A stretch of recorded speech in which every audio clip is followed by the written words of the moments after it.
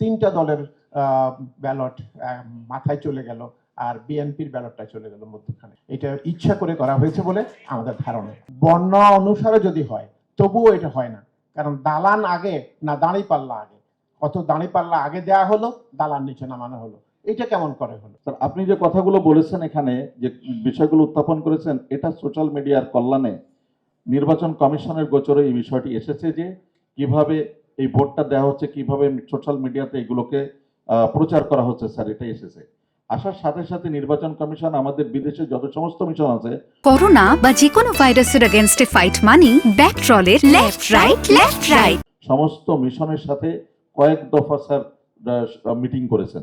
Meeting করার পরিপ্রেক্ষিতে পরবর্তীতে বর্তমান সময়ে আপনারা ইসের কথা শুনলেন, আমাদের মাননীয় রাষ্ট্রদূত, মাননীয় রাষ্ট্রদূত মহোদয়দের কথা শুনলেন, বিভিন্ন দূতাবাসের কর্মকর্তাদের কথা শুনলেন। স্যার, তাদের মাধ্যমে দেখেছেন যে বর্তমানে এই বিষয়টা কিন্তু নেই।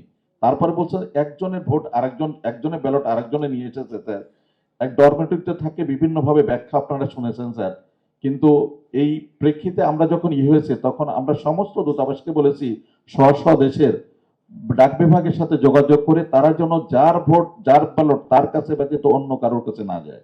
যদি যার ব্যালট তার কাছে যায় তখন কিন্তু কিউআর কোড স্ক্যান হচ্ছে না, বিধায় কেউ ভোটটা খামটা সংগ্রহ করে রেখে দিল, ভোটটা কাস্ট হলো না, এই বিষয়গুলো কিন্তু থাকবে না। স্যার, আমরা কিন্তু সেই ব্যবস্থা করেছি এবং আমাদের মাননীয় রাষ্ট্রদূতগণের এবং মিশন কর্মকর্তাদের বক্তব্য কিন্তু এটা কিন্তু স্পষ্ট হয়েছে। স্যার, এই বিষয়টি কিন্তু স্পষ্ট হয়েছে। এটা আমরা প্রতিনিয়ত চেষ্টা চালিয়ে যাচ্ছি। স্যার, এই বিষয়গুলোকে আমরা অ্যাড্রেস করার জন্য স্যার এই বিষয়গুলোকে চালিয়ে যাচ্ছি।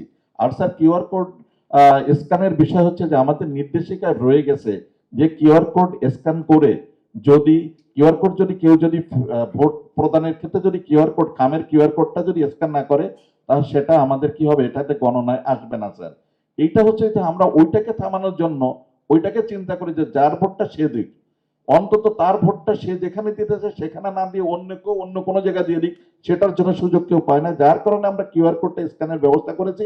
এটা যদি কিউআর কোড স্ক্যান ব্যতীত কেউ যদি এখানে যদি পাঠায়, আমাদের এখানে যখন স্ক্যান করতে যাব দেখবো যে সেকেন্ড টাইমে সে লাইভলিনেস চেক করেনি, অর্থাৎ ফিজিক্যাল যে পদ্ধতিটা অবলম্বন করা হয়েছিল, চেকের বিষয়টা অবলম্বন করা হয়েছিল, সেটাকে সে করে নাই।